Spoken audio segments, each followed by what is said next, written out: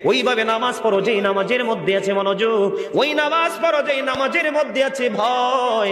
তুমি নামাজটা পড়তে হবে এমন ভাবে বন্ধু, একজন নামাজে দাঁড়ালেন, বন্ধুরে আমার, নামাজে যখন তিনি দাঁড়ালেন, দাঁড়ানোর পরে তিনি বলতেছেন আমি নামাজটা এমন ভাবে পড়তে চাই। কিভাবে পড়ি?